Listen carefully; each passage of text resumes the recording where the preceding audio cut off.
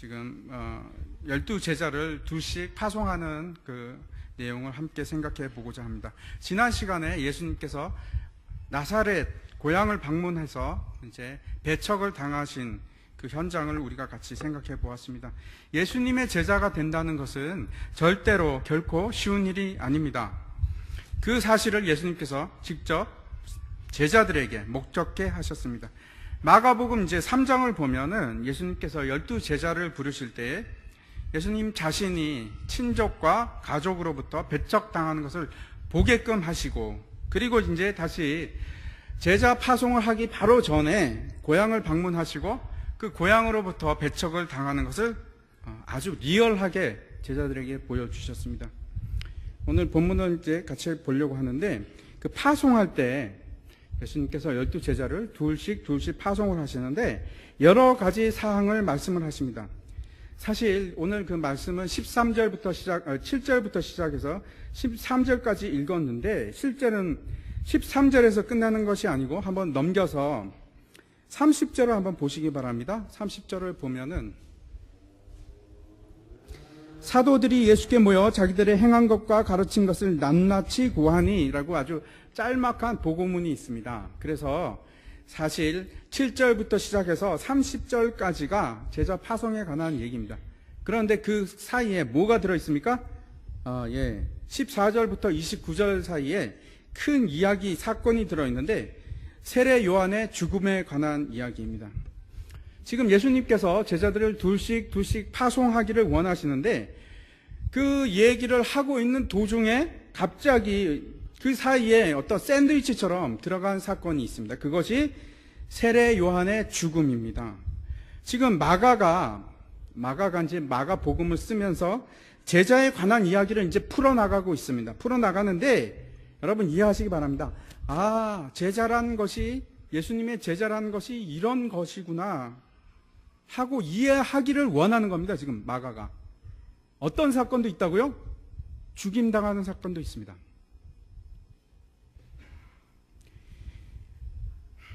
예수님의 제자가 되는 것은 결코 쉬운 일이 아니고 자기 집과 친척과 고향으로부터 배척을 당할 수도 있을 뿐만 아니고 심지어는 목숨을 잃을 수도 있습니다. 우리가 잘 알고 있듯이 예수님의 제자 중에서는 유일하게 순교하지 않은 사람은 요한밖에 없습니다. 요한도 그러면 쉽게 여생을 보냈느냐? 그렇지 않습니다. 요한을 죽이려고 끓는 물 속에 집어넣습니다. 근데 안 죽었습니다. 세례 요한이 아니고 사도 요한이. 그래서 이제 나중에 반모섬으로 유배를 갑니다. 그 유배가 그냥 보내는 것도 아니고 감옥에 보내는 겁니다. 순교한 거나 마찬가지입니다. 요한도. 오늘 본문을 통해서 우리가 배워야 할 것이 있는데, 단지 예수님께서 사역 중에 제자들을 파송하고 전독해 하셨다 하는 데서 그치는 것이 아니고 좀 더 우리가 본질적인 것에 대해서 우리가 포커스를 맞추고 한번 봤으면 좋겠습니다. 도대체 제자의 삶이 어떤 것인가? 그런 도전이 오늘 이 시간에 같이 있었으면 좋겠습니다. 이미 그 부활 승천 이전에, 예수님께서 이 부활 승천 하시기 이전에 제자들을 파송합니다. 그리고 나서 앞으로 예수님이 이 땅에 안 계실 때 너희들의 삶이 어떤 것인지, 너희가 어떻게 살아가야 할지 지금 가르치시는 겁니다. 마가복음 16절을 한번 보시면 거기 15절입니다. 제가 읽도록 하겠습니다. 또 이르시되 너희는 온 천하에 다니며 만민에게 복음을 전파하라. 지금 이제 실습으로 끝나는 것이 아니고 예수님께서 승천하시면서는 직접적으로 이제는 너희들이 이 일을 끝까지 하라, 이렇게 명하십니다. 우리가 이제 마가복음을 처음부터 1장부터 시작해서 지금 6장이죠. 6장까지 지금 오고 있습니다. 그런데 마가복음을 아직 끝나려면은 아직 상당히 시간이 남아 있습니다. 마가복음을 배우고 나면 제가 원하기는 여러분 마음속에 깊이 남아있는 것이 있었으면 합니다. 그것이 무엇이냐면 제자도입니다. 예수님의 제자도입니다.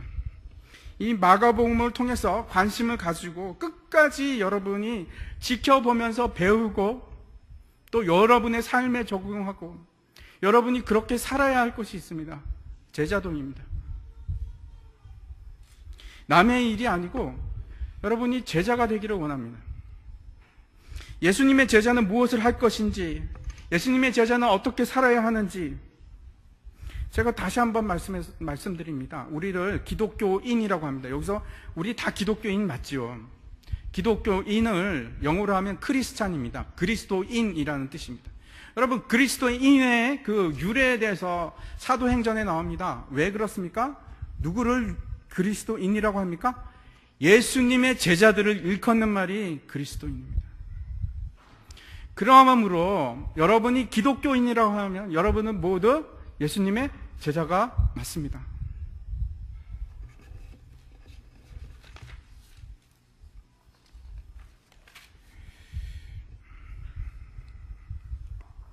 오늘 이 본문에서 그 제자들이 어떻게 살아야 할지, 무엇을 해야 할지 아주 명확하게 기준을 제시하고 있는데 한번 관심을 가지고 우리 같이 보도록 하겠습니다. 먼저 우리가 생각할 것이 있습니다. 6장 7절입니다. 7절에 보면은 세 가지 전제 조건이 나옵니다. 세 가지 삶의 전제 조건이 나옵니다. 이 세 가지를 주목해서 보시기 바랍니다. 이 세 가지를 마가는 세 동사를 써서 지금 표현하고 있습니다. 한번 찾아보시기 바랍니다. 첫 번째 뭡니까?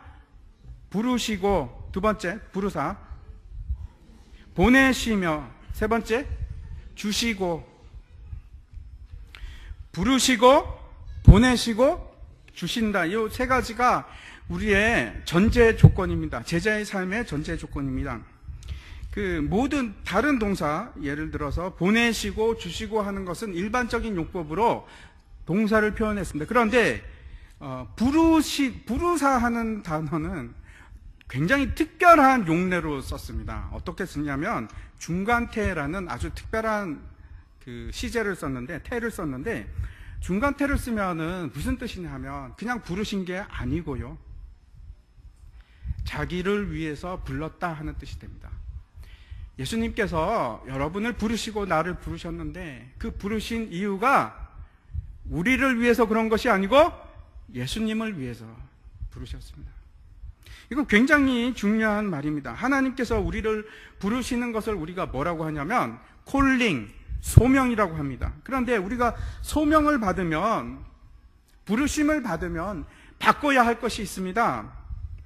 여러분, 만일 왕이 신하를 선택을 해서 신하를 만든다고 하면 그 신하가 이제는 특별한 삶을 살아야 됩니다. 자신을 위해서 사는 것이 아니고 왕을 위해서 살아야 합니다. 부름을 받은 자의 삶도 마찬가지입니다. 먼저 누구를 위해서 살아갈 것인가 결정해야 합니다. 여러분, 소명을 받으셨지요. 그리스도인으로 하나님께서 부르시고 이 자리로 불러내셨지요. 그러면 먼저 첫 번째 바꿔야 될 것이 있습니다. 나를 위해서 사는 것이 아니고 예수님을 위해서. 참 어렵습니다. 제자의 삶이 그렇게 어렵습니다. 이제 내 삶을 포기하기 시작하는 것이 제자의 첫 번째 전제 조건입니다. 만약 대통령이 경호실장을 이제 임명을 했습니다. 그러면 경호실장은 자기의 안위를 위해서 사는 것이 아니고 대통령의 안위를 위해서 사는 것입니다. 똑같은 것이 우리에게 소명입니다. 디모데전서 2장 3절과 4절을 제가 한번 읽도록 하겠습니다. 너는 그리스도 예수의 좋은 병사로 나와 함께 고난을 받으라. 병사로 복무하는 자는 자기 생활에 얽매이는 자가 하나도 없나니 이는 병사로 모집한 자를 기쁘게 하려 함이라. 이렇게 살아가는 겁니다. 병사로 살아가는 겁니다. 병사로 산다는 것은 내 생활에 얽매이는 삶을 사는 것이 아니고 나를 부르신 자의 기쁘게 하기 위해서 살아가는 것입니다. 예수님께서 우리를 부르셨는데 그 부르신 이유는 자신을 위해서입니다. 그래서 우리가 그 부르심에 순복해서 사는 삶은 우리 자신의 삶을 이제 살아가는 것이 아니고 예수님을 위해서 살아가는 겁니다. 하나님의 영광을 위해서 살아가는 것입니다. 자, 이제 첫 번째입니다. 힘드시죠? 두 번째, 보내시고라는 단어를 씁니다. 이 단어는 보내다 하는 것은 파송하다, 파견하다 이런 뜻입니다. 어떤 임무를 띠고 다른 곳으로 보냈다, 보냄을 받았다 하는 말입니다. 우리가 꼭 기억해야 할 말입니다. 너무나 중요한 두 번째 전제입니다. 나는 그냥 태어나서부터 여기서 사는 것이 아니고 이 땅에 보냄을 받은 자로 사는 겁니다. 그 명확한 확신이 우리에게 있어야 합니다. 회사가 자주 사람들을 해외로, 외국으로 파견을 보내고 또 출장을 보냅니다. 보낸다 할 때 아포스텔로라는 단어인데, 이 아포스텔로라는 단어는 두 가지 의미를 함유하고 있습니다. 첫 번째, 임무가 있다라는 뜻입니다. 두 번째, 보냈다라는 뜻입니다. 어디를 보냈다는 것입니다. 우리도 마찬가지입니다. 우리도 보내심을 받은 자이기 때문에 당연히 뭐가 있습니까? 우리의 임무가 있습니다. 모르셨죠? 우리에게 임무가 있습니다.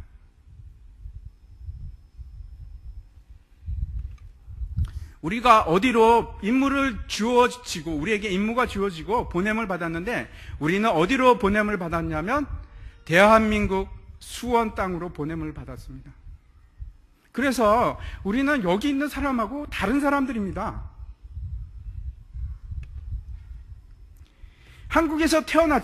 우리가 한국에서 태어났지만 여러분, 우리는 천국 시민입니다. 천국 시민이 우리가 지금 이곳으로 파송을 받은 것입니다. 그리고 우리에게는 임무가 있습니다. 외국에 가면은 문화가 틀리고, 그리고 가치관도 틀립니다. 그래서 생각하는 것도 틀립니다. 선교사가 외국에 나가기 전에 이제 훈련을 받습니다. 가서 그 사람들처럼 살아라, 이렇게 훈련을 받습니다.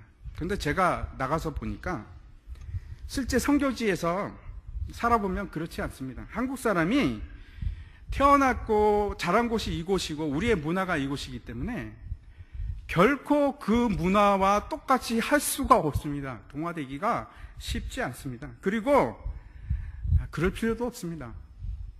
제가 이제 배운 것은 그 사람의 문화를 우리가 이해하는 것은 좋지만 그 사람들처럼 살 필요는 없습니다. 그 사람들이 밥을 안 먹고 빵을 먹는다고 해서 나도 가서 밥을 안 먹고 빵을 먹는 것은 아닙니다. 왜냐하면 우리는 우리의 본질적인 소속은 저는 한국 사람이기 때문에 그렇습니다. 우리도 마찬가지입니다. 우리는 이 땅에서 살아가지만, 이 땅 문화 속에서 살아가지만 우리의 문화가 아닙니다, 여러분. 우리는 다른 문화를 살아가는 사람들입니다. 절대 이 세상의 문화에 우리가 동조하거나 휩쓸리거나 그 문화를 따라서 사는 사람이 아니고 우리는 천국 문화를 따라서 사는 사람.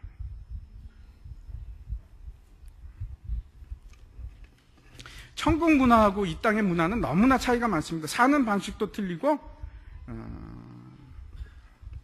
모든 것이 틀립니다. 제가 분명히 아는 것은 이 땅의 문화는 악합니다. 당연히 우리는 이 땅에 살아가면서, 이 문화 속에서 살아가면서 고민을 해야 합니다. 어떻게 살아야 가야 할지, 이 땅의 문화를 내가 어떻게 거부하면서 거슬리고 살아가야 할지, 천국 문화와 천국 법도를 따라갈 것인지, 세상 문화와 세상 법도를 따라서 살 것인지, 여러분 심각하게 고민을 해야 합니다.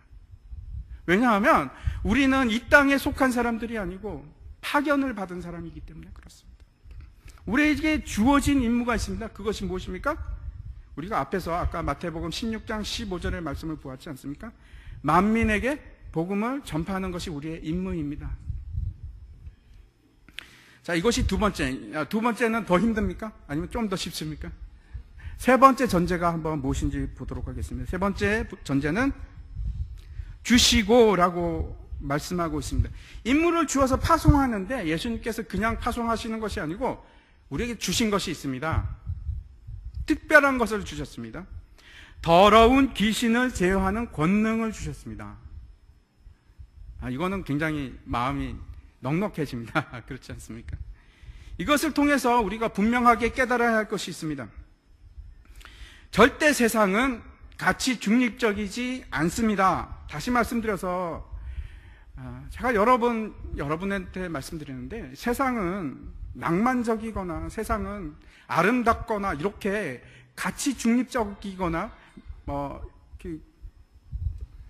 그런 식으로 생각하지 마시기 바랍니다. 왜냐하면 성경에서 분명하게 얘기하고 있는 것은 세상은 우리 편이 아닙니다. 안타깝게도 세상은 우리 편이 아닙니다.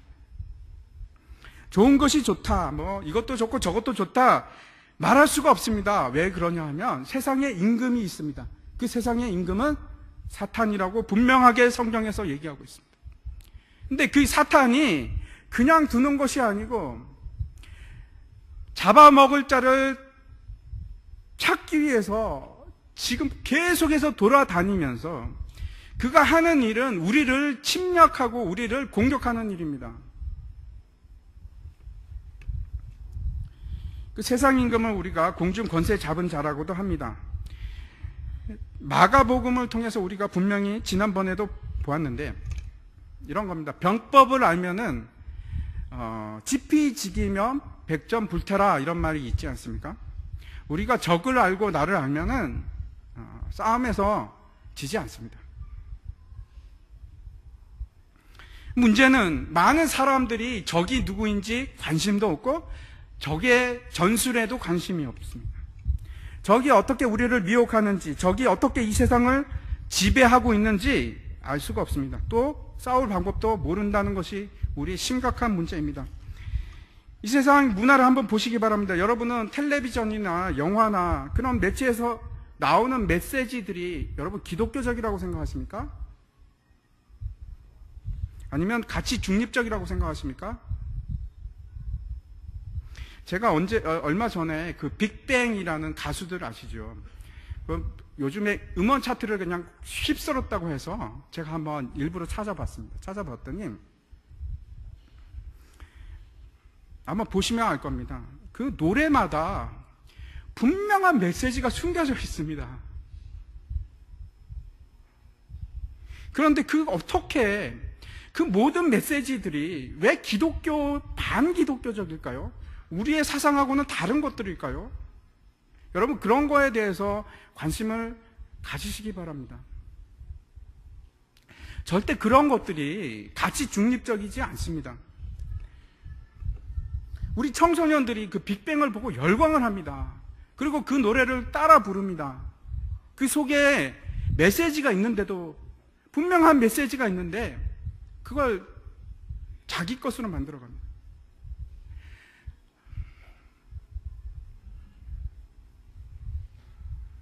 영화도 그렇고 책도 그렇습니다. 1927년에 독일에서 프리츠 랭이라는 사람이 영화를 하나 만들었습니다. 1927년이면 굉장히 오래전 일 아닙니까? 90년 전의 일인데, 흑백 무성 영화입니다. 근데 거기서 메트로폴리스라는 그 아주 기념비적인 영화를 만들었습니다. 그것이 영화의 고전이고 영화를 공부하는 사람은 다 봐야 되는 그런 중요한 영화입니다. 제가 인내심을 가지고 내가 꼭 봐야겠다, 재미없는데 끝까지 봤습니다. 끝까지 봤는데 제가 가끔 그렇게 일부러 그런 것들 봅니다. 알아보려고. 문제는 이 메트로폴리스라는 영화가 주장하는 바가 있습니다. 거기서 강하게 우리에게 좀 가슴에 대해서 얘기를 합니다. 마음을 공략하라. 그러면서 그 영화의 전체적인 내용은 뭐냐면, 마음을 잡는 자가 모든 것을 가진다는 겁니다. 근데 그 마음을 탈취하는 방법으로 영화를 택한 겁니다. 그거를 보고 나면 제가 보는데 머리가 지끈지끈했습니다. 여러분이 아마 실제 그 영화를 보면 거기서 강렬하게 주는 메시지가, 그렇다고 해서 아주 명백하게 주는 메시지가 전혀 아닙니다. 숨겨져 있어요. 메시지가 숨겨져 있는데 계속해서 강하게 줍니다. 그래서 세뇌가 당하는 느낌이 정말 듭니다. 그 영화가 영화계의 고전이 되었고, 히틀러가 그 영화를 사용을 합니다. 자기의 그 집권을 위해서. 그런 식의 그 영화를 이용합니다. 그 이후로는 그 영화가 사람들의 마음을 지배하기 위한 보편적인 수단이 됩니다.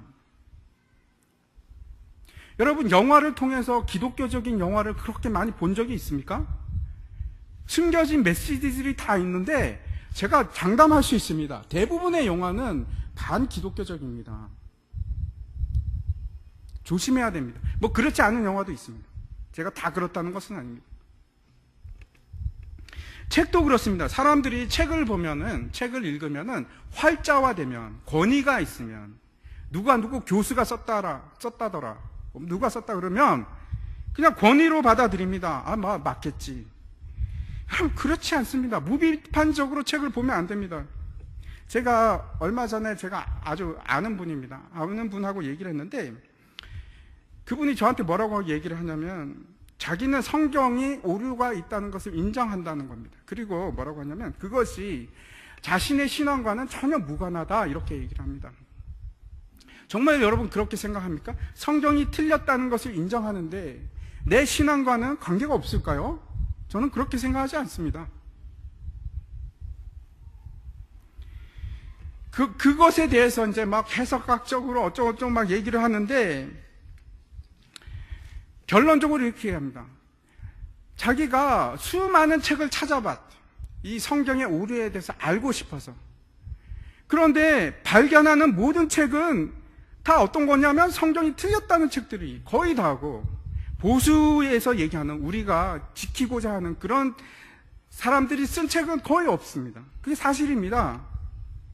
아마 두 가지 이유일 겁니다. 성경은 틀리지 않다. 하나님의 말씀은 무효하다. 이렇게 책을 쓰면 사람들이 살까요? 안 팔릴 겁니다, 아마. 누가 사겠습니까, 그 책을. 그런데 성경은, 굉장히 문제가 있다. 오류가 심각하다. 이렇게 쓰면 잘 팔립니다.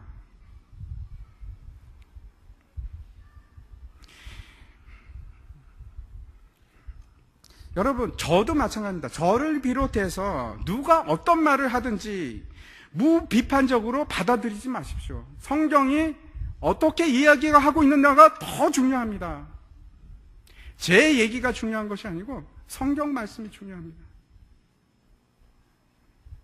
신앙서적을 보면은요, 신앙서적은 우리가 다 괜찮은 것이라고 생각을 하지 않습니까? 안 그렇습니다. 굉장히 많은 책들 중에 이상한 사상을 들어 있습니다. 그 속에. 그런데 그것을 절대 확 드러내지 않습니다. 아주 교묘하게 숨겨져 있습니다. 제가 왜 이런 말씀을 드리느냐 하면, 이 세상의 임금이 문화를 통해서, 여러 가지를 통해서 계속해서 우리를 공격하는 것이 너무나 당연한 이야기입니다. 근데 우리는 그렇지 않다고 생각하는 거죠.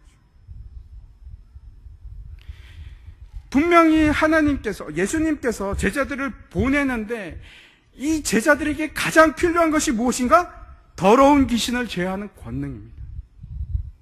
그것은 왜 그렇습니까?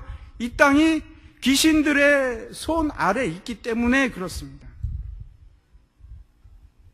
세상이 낭만적이고 가치 중립적인 곳이 아닙니다.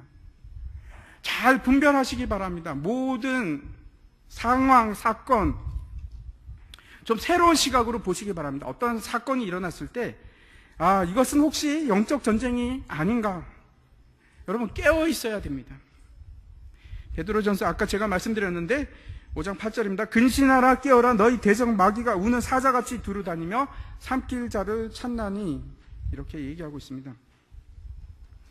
예수님께서 우리에게 더러운 귀신을 제어할 권능을 주셨는데 아주 중요한 문제입니다. 이러한 능력이 우리에게 있다는 것을 안다면 우리가 당연히 그 능력을 사용해야 할 것입니다. 제가 이제 3가지 전제 조건을 말씀드렸습니다. 그 다음에 이제 본론으로 들어갑니다. 우리가 부름을 받았는데, 기억하시기 바랍니다. 제가 다시 한번 말씀드릴게요. 우리는 부름을 받았습니다. 그래서 하나님을 위해서 사는 사람이 되었고, 두 번째, 우리가 파송을 받았습니다. 그렇다는 것은 우리가 임무가 있는 것이고 우리가 보냄을 받은 사람으로 이 땅에서 살아가는 것입니다.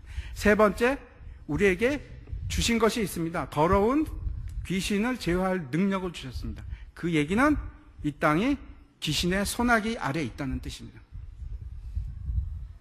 이렇게 해서 예수님께서 제자들을 세상으로 보냈는데 이제 둘씩 보냅니다. 아마 제자들이 예수님의 증인이기 때문에 증인법에 의해서 둘씩 보낸 그런 의미가 크다고 생각이 됩니다. 이제 구체적인 지침을 보도록 하겠습니다. 먼저 어떠한 삶을 살아가야 하는가 하는 겁니다. 8절과 9절을 제가 읽도록 하겠습니다. 명하시되 여행을 위하여 지팡 위에는 양식이나 배낭이나 전대의 돈이나 아무것도 가지지 말며 신만 신고 두 벌 옷도 입지 말라 하시고 이렇게 얘기합니다. 여러분 또 마음이 힘들지 않습니까? 야, 이거 나는 옷이 몇 벌인데 지금 옷장을 집에 가서 옷장을 가면 양복도 몇 벌이고 옷도 많은데 이 제자들은 두 벌 옷도 가지지 말라고 했는데 나는 어떡하나? 돈도 가지지 말라고 하고 입은 옷 외에는 아무것도 가지지 말라고 하는데 지팡이만 들고 가라고 하는데 결국 제자라는 것은 수도승이나 참 거지처럼 살아야 가는 것인가? 참 힘들다 하고 낙심이 되는 부분이 아닙니까? 이 8절과 9절은 우리에게 연상시키는 부분이 있습니다. 출애굽기 12장 11절 말씀입니다. 제가 읽겠습니다. 너희는 그것을 이렇게 먹을지니 허리에 띠를 두고 발에 신을 신고 손에 지팡이를 잡고 급히 먹으라. 이것이 여호와의 유월절이니라. 이스라엘 백성이 이제 애굽을 출애굽합니다. 바로와 애굽 땅에 10가지 재앙이 내려지고 이제 마지막에 출애굽하기 전에 유월절, 첫 유월절을 지내는 장면입니다.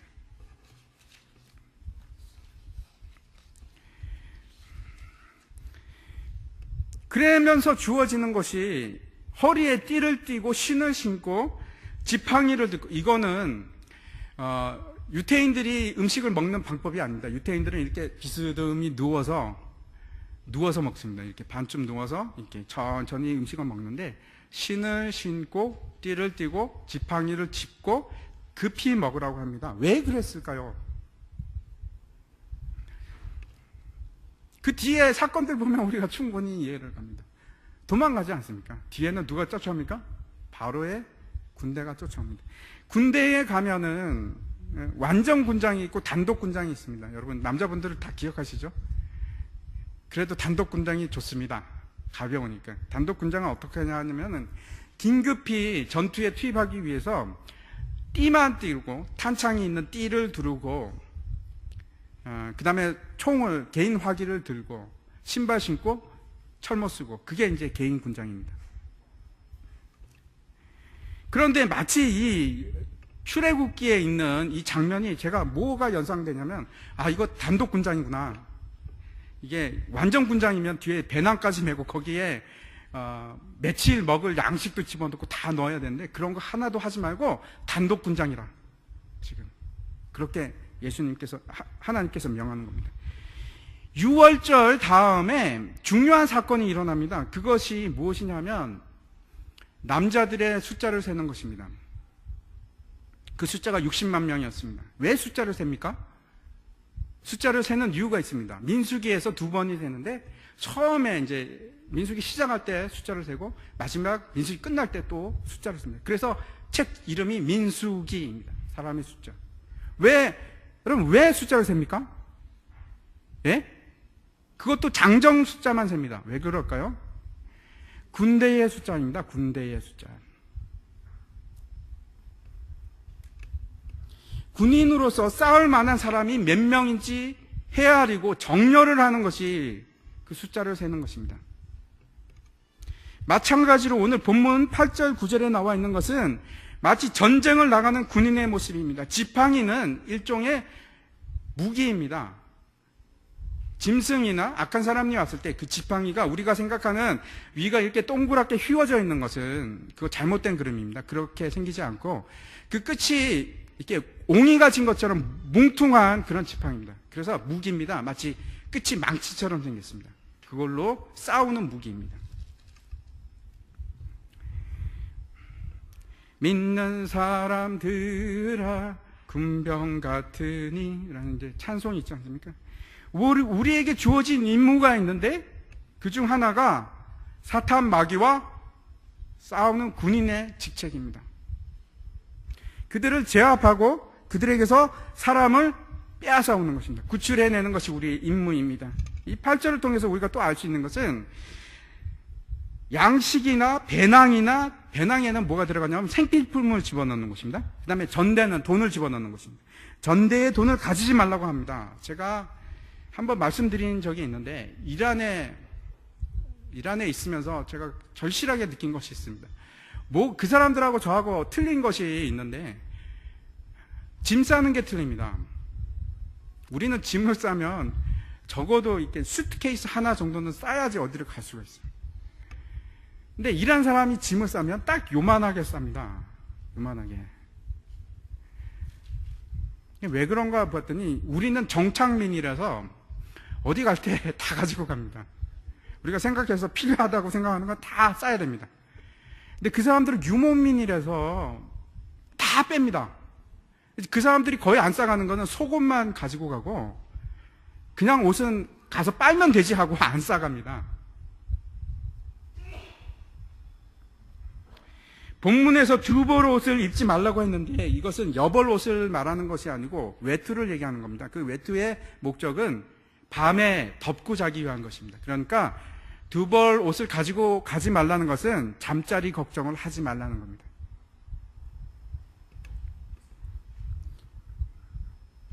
잠자리 걱정하지 말고 양식 걱정하지 말고 돈 걱정하지 말고 생필품 걱정하지 마라. 마태복음 6장 25절부터 32절까지 말씀을 제가 읽겠습니다. 그러므로 내가 너에게 이르노니 목숨을 위하여 무엇을 먹을까 무엇을 마실까 몸을 위하여 무엇을 입을까 염려하지 마라. 목숨이 음식보다 중하지 아니하며 몸이 의복보다 중하지 아니하냐. 공중의 새를 보라. 심지도 않고 거두지도 않고 창고에 모아 들이지도 아니하되 너희 하늘 아버지께서 기르시나니 너희는 이것들보다 귀하지 아니하냐. 너희 중에 누가 염려함으로 그 길을 한 자라도 더 할 수 있겠느냐. 또 너희가 어찌 의복을 위하여 염려하느냐. 들의 백합화가 어떻게 자라는가 생각하여 보라. 수고도 아니하고 길쌈도 아니하느니라. 그러나 내가 너에게 말하노니 솔로몬의 모든 영광으로도 입은 것이 이 꽃 하나만 갖지 못하였느니라. 오늘 있다가 내일 아궁이에 던지는 들불도 하나님이 이렇게 입히시거든 하물며 너희일까 보냐. 믿음이 작은 자들아. 그러므로 염려하여 이르기를 무엇을 먹을까 무엇을 마실까 무엇을 입을까 하지 마라. 이는 다 이방인들이 구하는 것이라. 너희 하늘 하나님 아버지께서 이 모든 것이 너에게 있어야 할 줄을 아시느니라. 우리에게 필요한 것은 의복이나 돈이나 잠잘 곳이 아니고 믿음입니다. 지금 그 말씀을 하고 있습니다. 너희가 이 땅을 살아가면서 먹을 것이나 입을 것이나 잠잘 곳으로 염려하지 말고 믿음을 가져라. 하나님께서 너희들을 지키시고 입히시고 먹이실 거라는 믿음을 가져라. 이것이 우리의 삶의 지침입니다. 이 땅에서 제자로 살아가는 삶의 지침입니다. 두 번째 한번 보도록 하겠습니다. 또 이르시되 어디든지 누구의 집에 들어가거든 그곳을 떠나기까지 거기 유하라. 어느 곳에든지 너희를 영접하지 아니하고 너희 말을 듣지도 아니하거든 거기서 나갈 때 발 아래 먼지를 떨어버려 그들에게 증거를 삼으라 하시니. 두 번째는 사람을 우리가 이 땅에서 사람들과 어떻게 관계를 맺을 것인가 사람들을 어떻게 대할 것인가 기록하고 있습니다. 우리는 다시 한번 제가 말씀드립니다. 우리는 여기에 파송을 받은 사람입니다. 그리고 이 사람들에게 해야 될 임무가 있습니다. 그런데 그 임무를 사람들을 통해서 하는데 어떻게 할 것인가 하는 지침입니다. 두 가지입니다. 한 가지는 한쪽은 영접하는 사람에게 어떻게 할 것인가 또 한쪽은 영접하지 않는 사람들에게는 어떻게 할 것인가 배척하는 사람들은 어떻게 할 것인가 그런 말입니다. 우리가 먼저 생각할 것이 있습니다. 정말 소중한 말씀입니다. 어딘가 어느 누구인가 하나님께서 우리에게 예비한 사람이 분명히 있다는 것입니다. 생각해 보시기 바랍니다. 우리에게 임무가 주어졌습니다. 그 임무가 무엇이었습니까? 복음을 전하는 것이었습니다. 그런데 우리를 파송했습니다. 임무를 주고 파송했습니다. 그러면 하나님께서 우리에게 맡겨진 사람이 있을까요? 없을까요? 있습니다. 반드시 있습니다. 근데 우리는 모를 뿐입니다. 분명히 우리를 기다리고 있는 사람이 있습니다. 누군지 모릅니다. 우리가 평생을 살아가면서 그 사람을 만날 것입니다. 그러면 그 사람에게 평안을 빌고 복음을 전해야 합니다. 떠날 때까지 다른 곳으로 가지 말고 그 집에 머물라고 하는데, 아마 이것은 여러 가지 뜻이 있습니다. 그 사람을 위한 것도 있고 여러 가지 뜻이 있습니다. 그런데 우리가 기억해야 할 것은 다른 사람이 아닌 그 사람을 위해서 최선을, 너에게 맡겨진 그 사람을 위해서 최선을 다하는 겁니다. 누군지 모르겠습니다. 하지만 저에게도 있고 여러분에게도 있습니다. 그것이 여러분의 남편이 될 수도 있고 여러분의 자녀가 될 수도 있고 그것이 여러분의 부모님이 될 수도 있습니다. 누군지는 모릅니다. 하지만 복음을 전하십시오.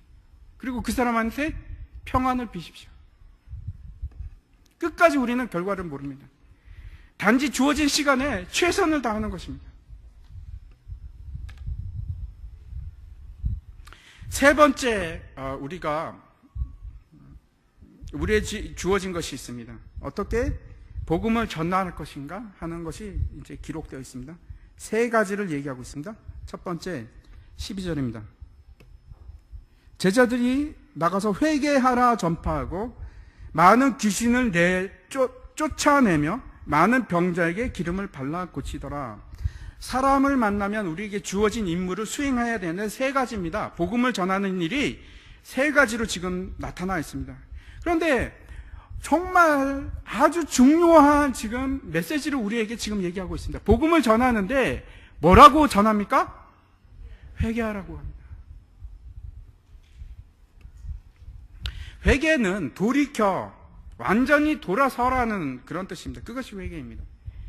사람에게 전도를 하는 궁극적인 목적은 그 사람을 회개케 해서 가던 길을 멈추고 뒤로 가게끔 하는 것입니다.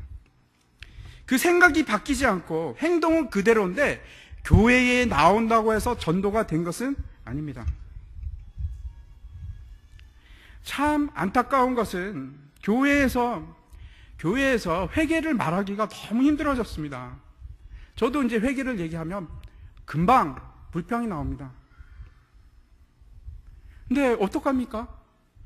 하나님께서 그렇게 얘기하셨어요. 우리 보고 가장 중요한 그 핵심 메시지가 이겁니다. 회개하고 복음을 믿으라. 그것이 예수님의 전도 일성이었고 끝까지 우리의 전도의 방법입니다. 회개케 하는 것. 회개하지 않고는 사람이 거듭날 수 있는 방법이 없습니다. 두 번째는 세상을 향해서, 사람들을 향해서 해야 할 것이 있습니다. 그것이 뭐냐면 귀신을 쫓아내는 겁니다. 귀신에게, 세상에게 매여 있는 자들을 해방시키는 일을 우리에게 임무로 주셨습니다. 그래서 우리가 그러한 권능을 분명히 받았습니다. 사용하십시오. 먼저 분별하고 이것이 악한 것인지 선한 것인지 분별하고 제어하십시오. 여러분의 자녀들에게도 똑같습니다. 그 자녀들이 지금 어디로 가는지 제어하십시오. 악한 것에 물들지 않게 하십시오.